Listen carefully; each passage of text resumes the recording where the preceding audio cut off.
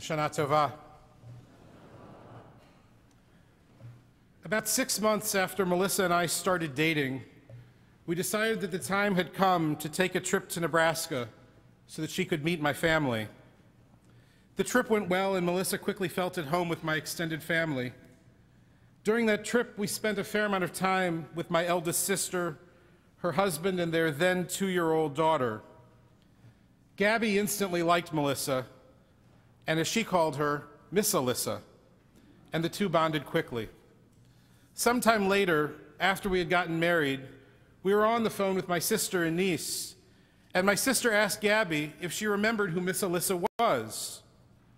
And without missing a beat, Gabby replied, "Aunt Miss Alyssa? Oh yes, she's the one in charge of Uncle Dan." We all roared laughing, knowing that Gabby had no idea just how right she was. In Gabby's toddler mind, everyone had someone in charge, and the world had perfect order. Mommy and Daddy were in charge at home, her teachers at school, and Aunt Melissa was in charge of Uncle Dan. As Gabby has grown into a wonderful, beautiful young preteen, she has learned the hard lesson that we all must learn. Such clear order rarely exists. The High Holy Days at their finest remind us both of the order that is possible and the chaos that is unavoidable in life. And in some significant moments, the liturgy of our High Holy Days challenges us to consider how we value or ignore the role of order and chaos in our lives. In one reading, which we will read next week as we gather to recall our loved ones in the Yizkor service of Yom Kippur, the challenge of order and chaos will be brutally clear. In the midst of that short service, we will encounter these words. If some messenger were to come to us with the offer that death should be overthrown, but with the one inseparable condition that births should also cease, if the existing generation were given the chance to live forever, but on the clear understanding that never again would there be a child or a youth or first love, never again new persons with new hopes, new ideas, new achievements, ourselves for always and never any others, could the answer be in doubt? All of us, at some point or another, want to live forever, but none of us would be willing to give up every sense of newness to achieve such a goal. That penetrating paragraph of the Yizkor service calls us to confront our most basic selves in recognizing that none of us will live forever, that the beauty of our world and our existence relies on the natural cycle of birth and death, beginnings and endings. Our tradition forces us to come face to face with our fate. None of us chose to come into this world, and all of us, whether we want to or not, will exit this life. In the midst of the chaos that is our lives, we are reminded that an order does exist, that life and death are real, but the time we do have, the time that can be ordered or chaotic, is ours, and we have extraordinary abilities to create within it. Just last week, I received a copy of a new book by Mitch Albom. The book is called The Timekeeper, and it tells the story of the first person to measure time and 2 others who wish to alter time. In telling the stories of these 3 characters, Dor, who invents measuring time, Victor, who wants to make time last forever, and Sarah, who wants to stop time, we read descriptions of different parts of our own souls. At times, we are consumed with measuring time, watching the minutes, hours, days, months, years go by. At other times, we are so engrossed in what we are doing or living that we want time to stop, to stand still, so that we can savor the moment forever. And at still other times, when challenges or pain seem too much to bear, we want time to speed up, to move so quickly that the difficulty will just simply run out of time and end. In our attempts to understand and manage time, We are entering a struggle as old as humanity. To control time is to make order out of chaos, and our world, no matter how orderly it may seem, remains overflowing with chaos. That struggle can be seen in thousands of ways, from living in the tension of autonomy and rules, wrestling with the limits of freedom and authority, to the scientist's never-ending quest to understand more by studying particles smaller and smaller. Our gathering here, in fact, is one bold attempt to make some sense of our world. We Jews subscribe to the notion that our world has an inseparable link to the Almighty, that we are in partnership with God, and that while our destiny may be as limited as a shopping development, God's destiny and infinitude span beyond all human understanding. Even with that core belief, we wrestle with God constantly, seeking, cajoling, begging, bargaining, beseeching. No challenge to our understanding of order and chaos calls out more than the story of Abraham willingly taking his son Isaac up the mountain to do the unthinkable. In those verses of Torah we just heard chanted a few moments ago, our tradition, it seems, at least for a bit, to be choosing death over life.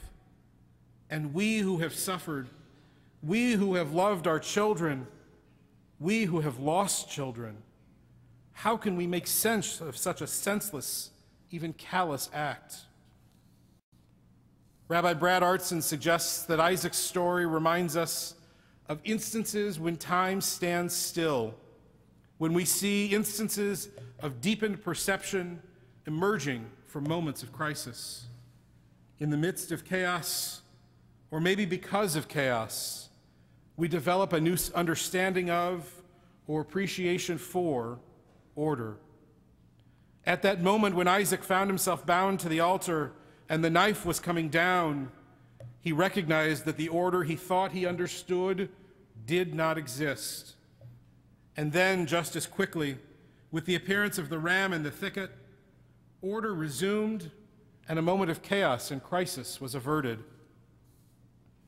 We moderns look at the story of Abraham and Isaac on the mountain with disbelief. We cannot fathom how a father could do such a thing, how God could demand such a thing of any human, how a son could allow such acts to come so close to fruition. And yet, our tradition year after year returns us to this troubling tale to start the year. In bringing us back to the story of Abraham and Isaac, our tradition is teaching us a vital lesson. Order, no matter how entrenched it may seem, is fleeting. And chaos, no matter how confusing or troubling or painful, is equally mortal. To both states, our tradition responds with the same three words, Gam zeh ya'avor, this too shall pass. Order and chaos, the limits of freedom and authority, stand as bookends to our lives. On the one side is surety, a set of principles, rules, laws. And on the other side is darkness, gray matter, the unknowing haze of confusion. So much of our lives is lived in the continuum of knowing and not knowing. And yet, when confronted with it, most of us shrug, not quite knowing how to respond. As Americans, we are well acquainted with the quest to make order out of chaos. Our Constitution opens with the famous words of James Madison, "We, the people of the United States, in order to form a more perfect union, establish justice, ensure domestic tranquility, provide for the common defense, promote the general welfare, and secure the blessings of liberty to ourselves and our posterity, do ordain and establish this Constitution for the United States of America." Our founding fathers understood the challenge of creating order, and in designing the new American democracy, they labored to craft a system which could, in bold moves and in subtle increments, create order and create institutions to ensure both that order and the freedom that they would facilitate. Our founders understood that voting alone would not ensure democracy. To create a real, open, free society, voting would have to be augmented with guaranteed freedoms, including the freedoms of speech and religion, gathering and protest. They knew that a free press and a free judiciary were central to a lasting democracy. And if nothing else, the 236 years of our nation have proven just how prescient was the vision of those who created our nation. Over the past weeks and months, we have watched as the same pangs of birthing democracies have emerged throughout the Arab world. Initially, when Arab Spring began, many were hopeful that the overthrow of dictators could lead to expanded freedom and less violence in that part of the world. But as the weeks turned into months, turned into years, we have watched as less than desirable segments of society have asserted power.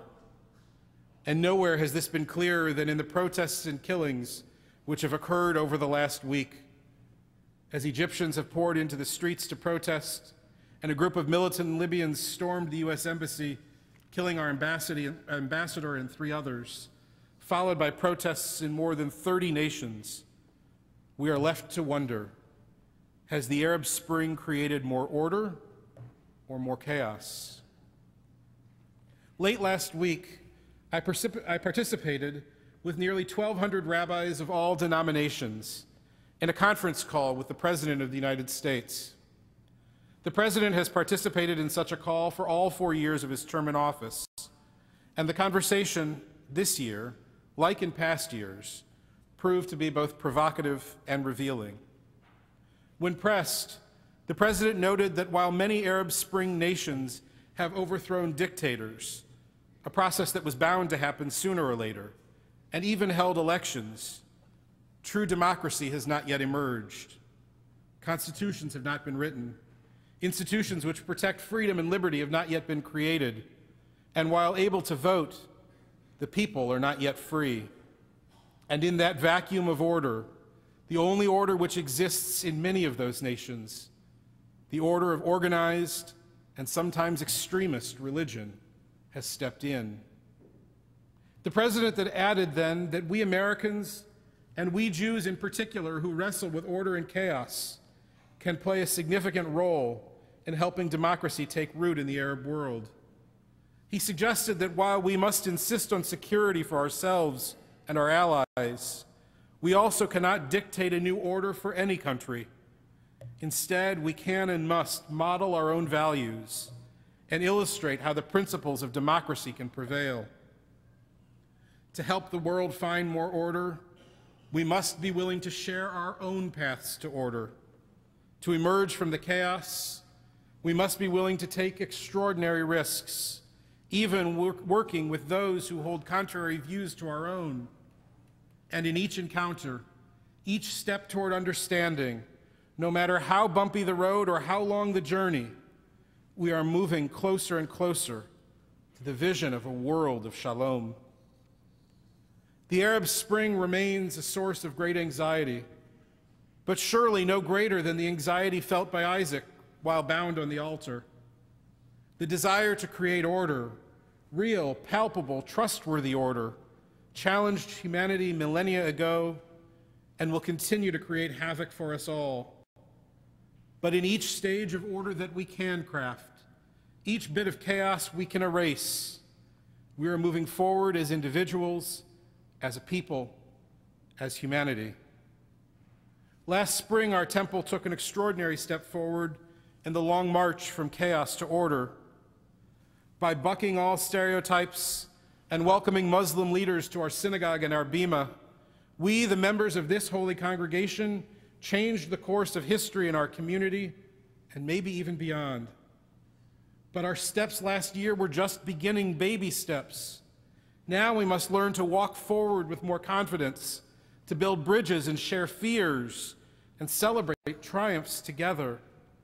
We have begun to make order from chaos, and today we are called to continue this new path.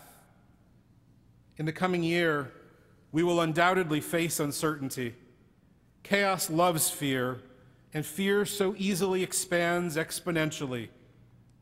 But in our own individual lives and actions, even the smallest step towards this new direction can assuage the anxiety. Let us learn from Abraham and Isaac, and in our own small way, we will jump up, grab hold of that arc that bends towards righteousness and justice, and pull it down closer to all of us and all of our community, bringing us ever closer to a world filled with complete shalom. Ken Yehi Ratzon, may this be God's will. L'shana Tova.